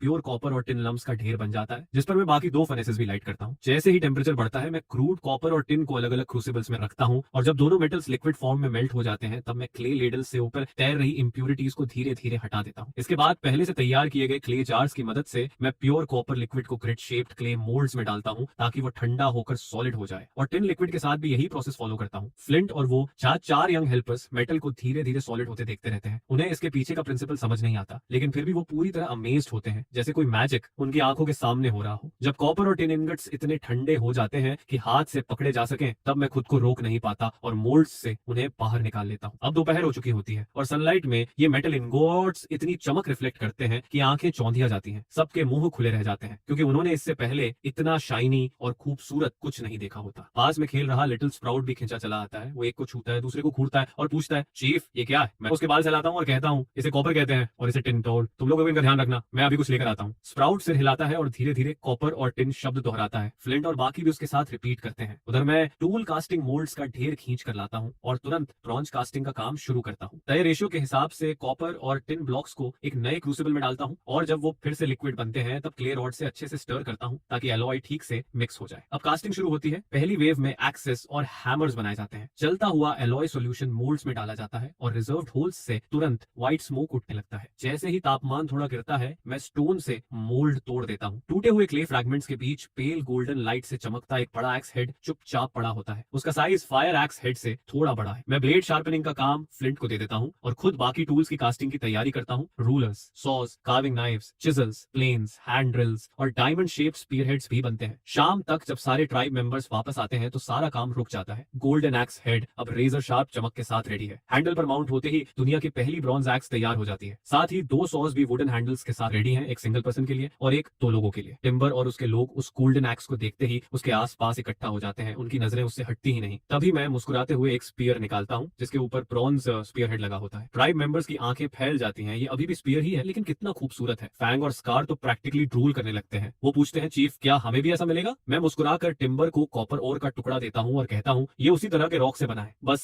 अभी हमारे पास ज्यादा नहीं है। ट्री हॉलो के लोग हैरान रह जाते हैं, क्योंकि उन्होंने यही रॉक खुद खोदी थी, लेकिन कभी इमेजिन नहीं किया था कि इससे इतने सुंदर वेपन्स बन सकते हैं। पोर्टर सीधा सा कहता है, अगर खत्म हो गया तो हम और खोद लेंगे, हमें जगह पता है। मैं सिर हिलाकर कहता हूँ, ऐसे खोदना इनएफिशिएंट है, पहले हमें कुछ चीजें बनानी होंगी। इस विंटर के बाद हम बहुत सारा वापस लाएंगे, तब सबके पास ऐसा स्पीयर होगा। इसके बाद मैं उन्हें सॉ यूज करना सिखाता हूँ। 2 लोग बड़े सॉ को लॉक के सिरे पर आगे पीछे चलाते हैं और कुछ देर में एक गोल वुडन डिस्क अलग हो जाता है। सिंगल हैंडेड सॉ से ब्रांचेस काटी जाती हैं और रिस्ट जितनी मोटी ब्रांच 1 मिनट में कट जाती है। मीटर लॉन्ग एक्स स्विंग करते वक्त पूरा बॉडी स्ट्रेंथ यूज करने देता है, और अगर रिवरस्टोन ट्राइब का ऑक्स इसे यूज करे तो लेग थिक ट्री कुछ ही चॉप्स में गिर जाता है। जब सब टूल्स यूज करना सीख लेते हैं, तो मैं उन्हें खाने और रेस्ट करने भेज देता हूँ। डिनर के बाद ट्राइब मेंबर्स फ्लिंट के आसपास बैठते हैं और वो कॉपर स्मेलिंग प्रोसेस एक्सप्लेन करता है, जबकि मैं मेजरमेंट यूनिट्स एस्टैब्लिश करना शुरू करता हूँ, क्योंकि स्टैंडर्डाइज्ड मेजरमेंट्स के बिना सिविलाइजेशन डेवलप नहीं हो सकती। सारी साइजेल अब कलेक्ट हो चुकी है। महिलाएं रोप ब्रेड कर रही हैं। बच्चे रैबिट पेन के बाहर लेटे हुए न्यूबॉर्न रैबिट्स को देख रहे हैं। तीनों प्रेग्नेंट डज ने बेबीज दे दिए हैं। हर लिटर में 6 या 7 बच्चे हैं और रैबिट पॉपुलेशन लगभग डबल हो जाती है। फ्लिंट अब वैक्स मॉडल्स कार्व करने में केपेबल है और कॉपर शवल्स बनाना शुरू करता है, जो कैनल्स खोदने और फार्मिंग दोनों में काम आएंगे। मेरे सैंपल को देखकर वो डिजाइन कॉपी कर लेता है। अपने काम खत्म करने के बाद मैं सबसे क्रूशियल आइटम पर रिसर्च करता हूँ, प्लाउ। मैं 2 साइजेस प्लान करता हूँ, बड़े मैमथ्स के लिए, छोटे एंटेलोप्स के लिए, ताकि फील्ड्स प्लाउ करने और कैनाल्स खोदने दोनों में काम आए। अगले दिन कुछ महिलाएं हेम्प रोप ब्रेड करती हैं और बाकी जमीन साफ करती हैं, ताकि लाइफ स्टॉक पेन्स बन सके। कॉपर स्मेल्टिंग अब फ्लिंट और उसके 4 हेल्पर संभाल लेते हैं और 5 लगातार कॉपर और टिन इंगोट्स कास्ट करते रहते हैं। जरूरत पड़ने पर मुझसे पूछते हैं। जब जमीन साफ हो जाती है, मैं उन्हें लाइफ स्टॉक पेन बनवाता हूँ। ट्रीज को 4 मीटर लेंथ में काट कर हर 2 मीटर पर पोस्ट गाड़े जाते हैं। रेक्टेंगुलर इंक्लोजर बनता है। गैप्स में हॉरिजॉन्टल बीम्स बांधी जाती हैं, फिर ब्रांचेस वीव करके फेंसिंग बनाई जाती है और आखिर में मड की लेयर प्लास्टर कर दी जाती है। अंदर 4 मीटर हाई वुडन शेल्टर बनता है, जो बेबी मैमथ्स का होम होता है। बाहर की सारी ग्रास बंडल्स बनाकर पेन में रख दी जाती है, ताकि कोई एनिमल या इंसान उसे खराब न कर सके। रिवरस्टोन ट्राइब के लोग अपने अपने काम में बिजी रहते हैं, लेकिन उन्हें पता नहीं होता कि बॉल्ड कैप ट्राइब की नजर अब उन पर है। चीफ बॉल्ड कैप को चिंता है कि कोल्ड पड़ने पर उनका माउंटेन स्प्रिंग फ्रीज हो जाएगा और उन्हें 3 किलोमीटर दूर स्ट्रीम से पानी लाना पड़ेगा, जिसके लिए ज्यादा कंटेनर्स चाहिए। इसीलिए वो पहले पॉटर ट्रेड करने आया था, लेकिन मनचाहा नहीं मिला तो उसने फोर्स से लेने का प्लान बनाया। उसके हिसाब से रिवरस्टोन ट्राइब में 10 से कम एडल्ट मैन है, जबकि उसके पास 15 है और उसने स्टोन टिप्ड स्पीयर्स भी बना लिए हैं। उसे लगता है हमें हराकर पॉटरी और फूड लेना आसान होगा। आज सुबह बॉल्ड कैप अपने सभी एडल्ट मैन के साथ हर एक के पास कई स्पीयर्स लिए रिवरस्टोन ट्राइब की तरफ मार्च करता है। उनका प्लान है हंटिंग पार्टी को एक ही अटैक में क्रश करना और सेटलमेंट से अच्छा हॉल लूटना। उधर रिच के कॉनिफरस फॉरेस्ट में टिम्बर, फैंग और बाकी लोग लॉगिंग में लगे हैं। 3 3 लार्ज एक्सेस और 2 लॉन्ग सॉस के साथ वो आधे घंटे में एक क्लीन लॉग तैयार कर लेते हैं। टोटल 10 लोग 3 ग्रुप्स में बंटे हैं, इसलिए हर आधे घंटे में 3 ट्रीज गिरते हैं। पोर्टर ट्रांसपोर्ट संभाल रहा होता है और एक एंटेलोप को पास में ग्रेज करा रहा होता है। तभी वैली के उस पार से स्पीयर लिए लोग दौड़ते नजर आते हैं। पोर्टर तुरंत चिल्लाता है और ब्लू एंटेलोप खींचकर भागता है। शोर सुनते ही सब काम छोड़कर वेपन्स पकड़ लेते हैं। बॉल्ट कैप पीछा करते हुए रिज तक पहुंचता है। पुश की आवाज के साथ पीछे के 2 एंटेलोप्स स्पीयर से गिरते हैं और बाकी 4 उन्हें घसीटते हुए ग्रास माउंटेन की तरफ भागते हैं। यह देखकर रिवर स्टोन के लोग स्टोन एक्सेस बेल्ट से निकालकर फेंकते हैं और 3 एनिमीज तुरंत गिरते हैं। 2 घायल होते हैं। अब सिर्फ 10 आगे बढ़ते हैं। बॉल्ट कैप गुस्से में दूसरा स्पीयर वॉली ऑर्डर करता है, लेकिन टिम्बर का ग्रुप ट्रीज के पीछे छिप जाता है और सारे स्पीयर जमीन में तिरछे धंस जाते हैं। यह देखकर स्कार और बाकी लोग फिर से पेड़ों के पीछे से निकलते हैं और उसी पल 9 व्हाइट शाफ्ट स्पीयर्स एक साथ हवा चीरते हुए उड़ते हैं, जिस पर बॉल्ट कैप की ट्राइब के 4 और आदमी तुरंत गिर जाते हैं। बाकी लोग डरकर पेड़ों के पीछे छिप जाते हैं और स्कार का ग्रुप भी फिर से कवर ले लेता है। अगली चाल का इंतजार करता है, लेकिन सामने से कोई आवाज नहीं आती। उन्हें नहीं पता होता कि बॉल्ट कैप अंदर ही अंदर डर से जकड़ जाता है, क्योंकि सामने वाला दुश्मन उसकी कल्पना से कहीं ज्यादा टेरिफाइंग है और उसे अब एहसास होता है कि रिवरस्टोन ट्राइब में लोग उसकी उम्मीद से ज्यादा है, जबकि उसकी तरफ अब सिर्फ 8 लोग बचे हैं, जिनमें 2 घायल हैं। ऐसे में लड़ाई जारी रखना नामुमकिन है, जिस पर वो तुरंत बचे हुए लोगों को लेकर केव की तरफ भाग जाता है। उधर लिटिल स्प्राउट मेरा हाथ पकड़कर 2 मैमथ्स की तरफ खींचता है, क्योंकि वो चाहता है कि मैं उनके नाम रखूं। बड़े वाले का नाम मैं ऐश रखता हूं और छोटे वाले का बो। मैं कुछ कहने ही वाला होता हूं कि ऐश अचानक वेस्ट की तरफ देखते हुए जोर से ट्रम्पेट करता है, जिससे स्प्राउट घबरा कर उछल जाता है। मैं तुरंत उसी दिशा में देखता हूं और देखता हूं कि 4 ब्लू एंटेलोप्स 2 मरे हुए साथियों को घसीटते हुए हमारी तरफ आ रहे हैं। उनके शरीर में कई स्पीयर्स धंसे हुए हैं, लेकिन पीछे लॉगिंग टीम नजर नहीं आती। यह देखकर मेरा दिल थक से रह जाता है। मैं तुरंत सब ट्राइब मेंबर्स को ऑर्डर देता हूं कि केव के अंदर छिप जाएं और जब तक मैं वापस ना आऊं बाहर ना निकले। सब अरेंज करने के बाद मैं अपना बो, एरोज और गोल्डन हेडेड स्पीयर उठाता हूं, फिर ऐश पर चढ़कर वेस्ट की तरफ बढ़ता हूं और पाव भी तुरंत पीछे पीछे आता है। ब्लू एंटेलोप्स के छोड़े हुए ब्लड ट्रेल को फॉलो करते हुए ऐश पूरी रफ्तार से दौड़ता है और जल्द ही हम फॉरेस्ट में घुस जाते हैं। आगे अचानक एक ग्रुप नजर आता है, जिनके हाथ में गोल्डन एक्सेस चमक रहे होते हैं और सामने टिम्बर और उसकी टीम साफ दिखते हैं। मैं एक पल के लिए रुक जाता हूँ, सोचता हूँ कि सब यहाँ कैसे हैं और कोई इंजर्ड भी नहीं है। फैंग तुरंत पूरी हंटी पार्टी को मेरे पास लाता है और पूरी सिचुएशन बताता है। उसकी बात सुनकर मैं हैरान होता हूँ कि बॉल्ट कैप ने हमारी ट्राइब पर अटैक क्यों किया, लेकिन रीजन चाहे जो भी हो, जो भी मेरे लोगों को नुकसान पहुंचाता है उसे कीमत चुकानी पड़ेगी, चाहे उसने सिर्फ एंटेलोप्स ही क्यों न मारे हों। मैं तुरंत स्पीयर लहराता हूँ और कहता हूँ, मेरे पीछे आओ। मैं टिम्बर और लॉगिंग टीम के कुछ लोगों को लेकर बॉल्ट कैप की ट्राइब की तरफ बढ़ता हूँ। करीब दोपहर 2 बजे हम उनके केव के पास पहुंचते हैं, लेकिन एंट्रेंस के सामने का क्लियरिंग पूरी तरह खाली होता है। केव का मुंह एक जायंट बोल्डर से बंद है, लेकिन एक बड़ा गैप अभी भी खुला है, जिसमें से कई जोड़ी आंखें झांक रही हैं और बॉल्ट कैप भी उनमें शामिल है। उसे सबसे ज्यादा डर इसी बात का था कि हम रिवेंज लेने आएंगे, और वही होता है। हम सच में आए हैं और हमारी लाइनअप देखकर उसका पछतावा साफ दिखता है, क्योंकि सामने मैं ऐश पर सवार हूँ, हाथ में चमकता गोल्डन हेडेड स्पीयर लिए। मैं तुरंत बो निकालता हूँ और एरो चढ़ाता हूँ। अगले ही पल एक चीख सुनाई देती है। बॉल्ट कैप की आंख के आर पार एरो चला जाता है। मैं ऑक्स, स्टोन और 6 को इशारा करता हूँ कि बोल्डर हटाओ, तो तीनों आगे बढ़कर पूरी ताकत लगाते हैं, लेकिन बोल्डर मुश्किल से हिलता है। मैं गैप की तरफ बढ़ता हूँ और एक और एरो रेडी करता हूँ। बोल्डर के पीछे कई आदमी उसे थामे हुए होते हैं और जैसे ही एरो छूटता है 2 आदमी आर पार छिद जाते हैं। बाकी लोग डरकर पीछे हट जाते हैं और ऑक्स और बाकी 2 आखिरकार बोल्डर को हटा देते हैं। बोल्डर के पीछे पड़े 3 घायल शरीर दबकर खून से लथपथ हो जाते हैं और कुछ ही पलों में उनकी सांस खत्म हो जाती है। केव का मुंह अब पूरी तरह खुला है, अंदर पीली आग की रोशनी झिलमिलाती है। महिलाएं और बच्चे घास के ढेर में दुबके कांप रहे होते हैं। 5 एडल्ट मैन बचे हैं, जिनमें 3 स्पीयर्स पकड़े सामने खड़े हैं और 2 घायल पीछे पड़े करा रहे हैं। मैं स्पीयर पकड़े अंदर बढ़ता हूँ और टिम्बर व बाकी लोग गोल्डन एक्सेस के साथ पीछे चलते हैं। तीनों आदमी हमारे सामने कांपते हुए कुछ बड़बड़ाते हैं, जैसे दया मांग रहे हो, लेकिन हाथ में वेपन लिए दया मांगना मुझे मंजूर नहीं। मैं स्पीयर घुमाकर उनके स्पीयर जमीन पर गिरा देता हूँ। तभी पीछे पड़ा एक घायल आदमी चुपके से पत्थर उठाता है, शायद आखिरी कोशिश करना चाहता है, लेकिन मैं तुरंत स्पीयर आगे बढ़ाता हूँ और उसका सीना आर पार हो जाता है। मैं गरज कर कहता हूँ, सब घुटनों पर बैठो, जो रेजिस्ट करेगा वो मरेगा। मेरी आंखें चमकती हैं और तुरंत सबके पैर जवाब दे देते हैं, वो घुटनों पर गिर जाते हैं। मैं टिम्बर से कहता हूँ कि उनका स्टोर्ड फूड इकट्ठा करो और बाहर ले जाओ। फिर मैं घुटनों पर बैठे लोगों की तरफ मुड़कर कहता हूँ, तुम्हारे चीफ ने पहले अटैक किया था, इसलिए मुझे ब्लेम मत करो। अगर वो नहीं करता तो मैं भी नहीं करता। मेरा इरादा इन्हें अब्सॉर्ब करने का है, इसलिए मैं सारा ब्लेम उनके चीफ पर डालता हूँ, लेकिन मुझे लगता है कि उनकी लॉयल्टी उतनी गहरी नहीं है। उन्हें चीफ की मौत से ज्यादा अपने फूड की चिंता है। महिलाएं टिम्बर की टीम को ट्राइड मीट ले जाते देख रोने लगती हैं और मुझसे गिड़गिड़ाती हैं। मैं ठंडे स्वर में कहता हूँ, अगर मेरी ट्राइब ज्वाइन करोगे तो एंडलेस फूड मिलेगा, विंटर में कोई फ्रीज नहीं होगा। जो ज्वाइन करना चाहता है वो अभी मेरे पीछे आ जाए। मेरी बात खत्म होते ही कुछ लोग तुरंत उठकर मेरे पीछे खड़े हो जाते हैं, फिर एक और, फिर तीसरा, और कुछ ही देर में सिर्फ एक पूरी तरह घायल आदमी वहीं पड़ा रह जाता है, जिसे देखकर लगता है वो बचेगा नहीं। मैं बाकी लोगों को लेकर बाहर आता हूँ और फेंक को केव जलाने का ऑर्डर देता हूँ। उसी दिन से बॉल्ट कैप और उसकी ट्राइब का अस्तित्व खत्म हो जाता है। रिवरस्टोन ट्राइब लौटने पर नए लोग आसानी से मिक्स हो जाते हैं, क्योंकि पहले भी कुछ लोग ट्रेड होकर यहाँ आए थे और फूड स्टोरेज सच में अबंडेंट है। इस बार लाया गया फूड जोड़कर 200 लोग आराम से पूरा विंटर निकाल सकते हैं। बस केव कैपेसिटी लिमिट तक पहुंच चुकी है, लेकिन विंटर आने वाला है और साथ सटकर रहना ज्यादा गर्म रखेगा। नए लोग ये देखकर चकित होते हैं कि रिवरस्टोन ट्राइब वाइल्ड बीस्ट भी पालती है, खासकर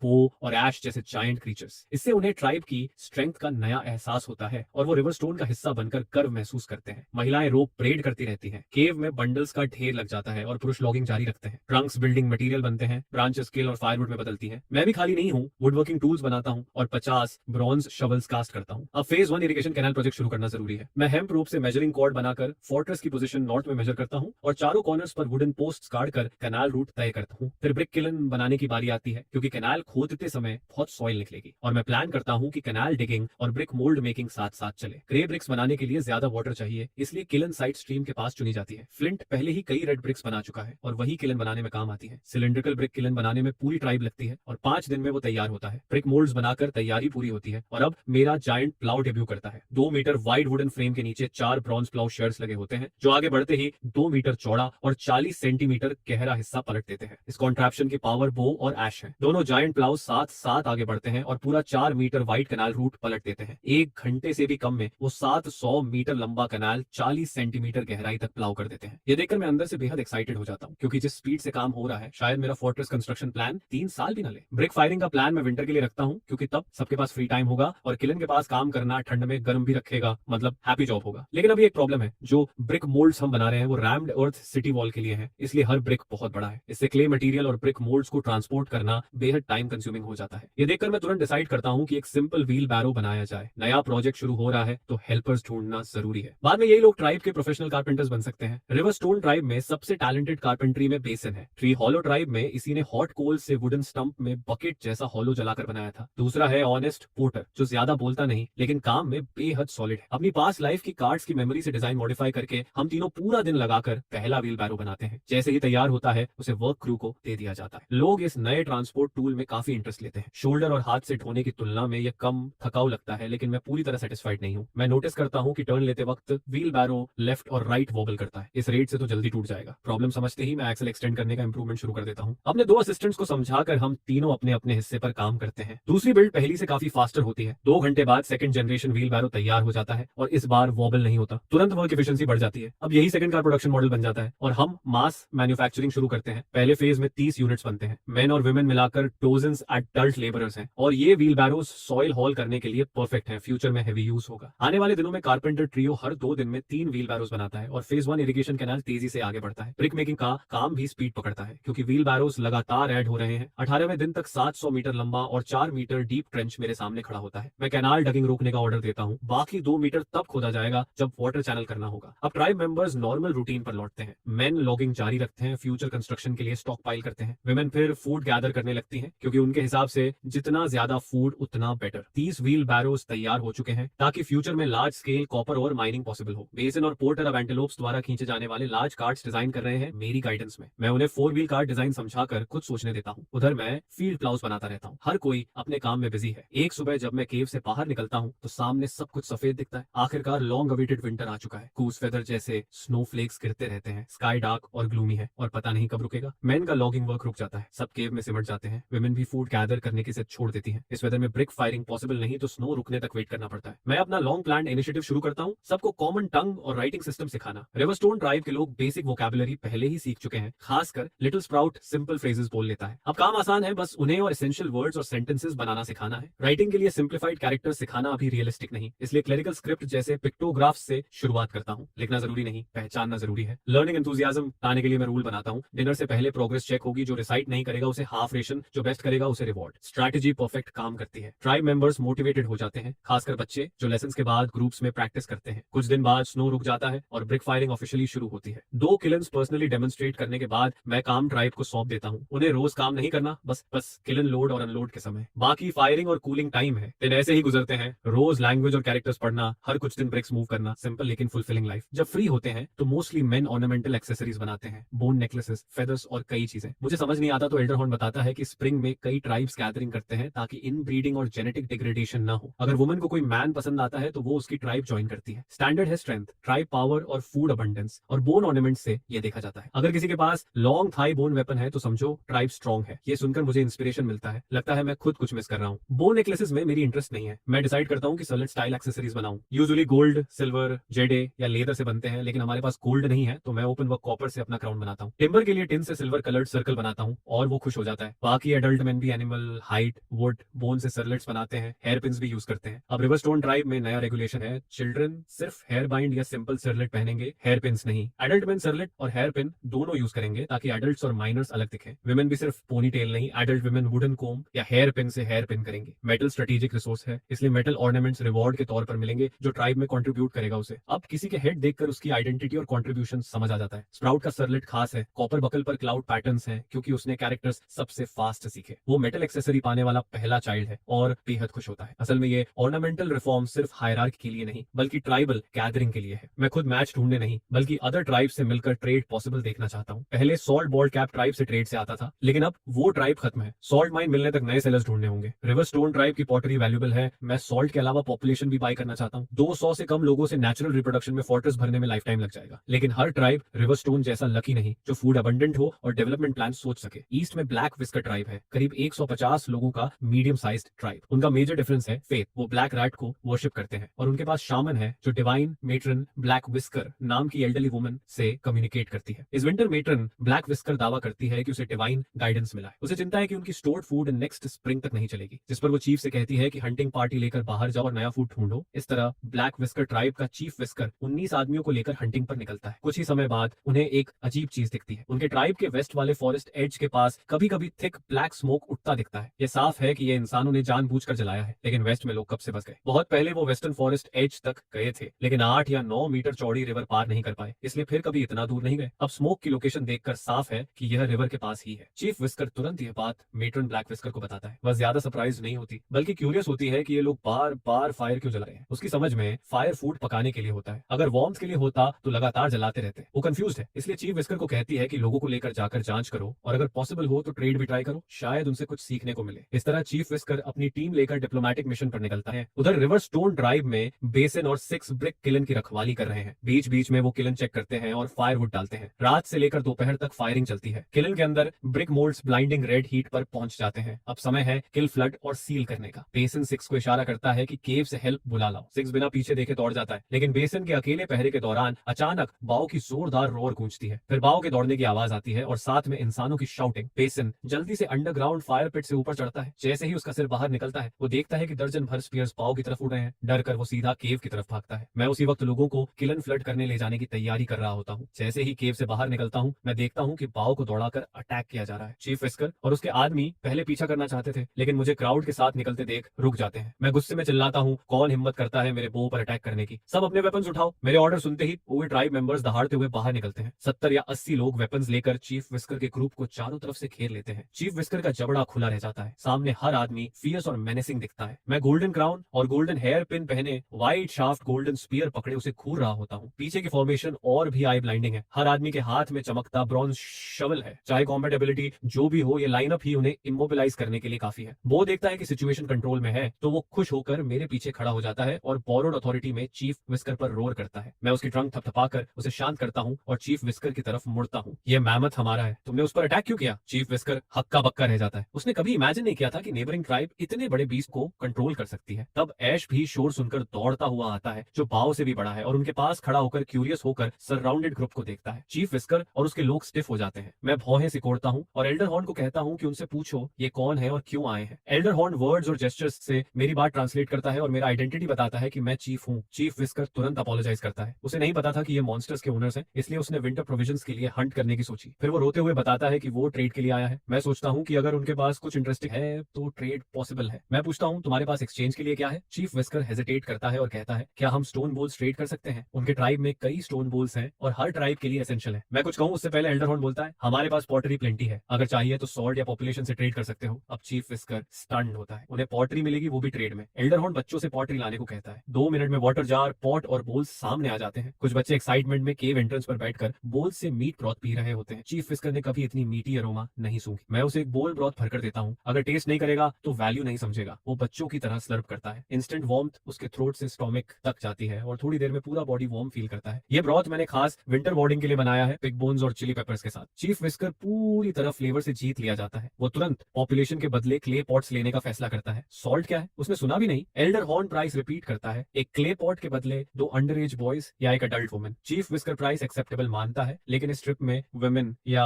चिल्ड्रन नहीं लाया। फिर वो शर्माते हुए कहता है है कि क्या अभी पॉट ले जा सकता है और अगली बार लोग लाएगा। मैं तुरंत मना कर देता हूँ, क्रेडिट इम्पॉसिबल है, अगर वो डिफॉल्ट कर दे तो मैं फूल बन जाऊंगा। यह देखकर चीफ विस्कर एक बुल्जिक हाइट सैक निकालता है और मुझे देता है। वो कहता है इसमें फूड है, ज्यादा नहीं, लेकिन पॉटरी बोल ले जाने दो, अगली बार लोग लाएंगे। मैं कैजुअली सैक खोलता हूँ, लेकिन अगली ही पल मेरी नजर जम जाती है। ये पीनट्स है। मेरा दिमाग तुरंत विस्कर जेस्चर से बताता है कि उनका डीटी ब्लैक रैट है और पीनट्स रैट बरोस से निकाले जाते हैं। उनके ट्राइब में पीनट्स प्रेशियस नहीं है। मैं साइलेंटली नोट करता हूँ और एक लार्ज बास्केट निकालता हूँ। ऐसा फुल बास्केट पीनट्स पॉटरी के बदले ट्रेड हो सकता है, लेकिन शेल्स डैमेज नहीं होने चाहिए। चीफ विस्कर खुश होकर अग्री करता है और नेक्स्ट टाइम ज्यादा लाने का प्रॉमिस करता है। आखिर में वो large basket, clay pot, clay बोल और एक लीडल लेकर चला जाता है। उन्हें जाते देख अचानक मुझे फियर फील होता है। इस बार एक अननोन ट्राइब हमारे केव एंट्रेंस तक पहुंच गई। लकीली उनकी संख्या कम थी। अगर वो स्पेसिफिकली रिवरस्टोन ट्राइब पर अटैक करने आते तो शायद हम होल्ड कर लेते, लेकिन कैजुअलिटीज जरूर होती। मैं पहले ही डिफेंसिव फोर्टिफिकेशंस का प्लान बना चुका था, लेकिन इतनी बड़ी सिटी वॉल्स ऐसे ही एकदम से कैसे बन जाती। इस बीच के डिफेंसिव गैप पीरियड में मुझे पहले कुछ टेम्पररी डिफेंसिव वर्क्स तैयार करने होंगे जिन पर हम रिलाई कर सके। सबसे पहले मैं टिम्बर को कहता हूँ कि लोग लेकर ब्रिक किलन फ्लड और सील कर दे। फिर मैं केव के एंट्रेंस पर खड़ा होकर सोचता हूँ किलन पिछले 2 महीनों से लगातार फायरिंग कर रही है और हमने फिनिश्ड ब्रिक्स का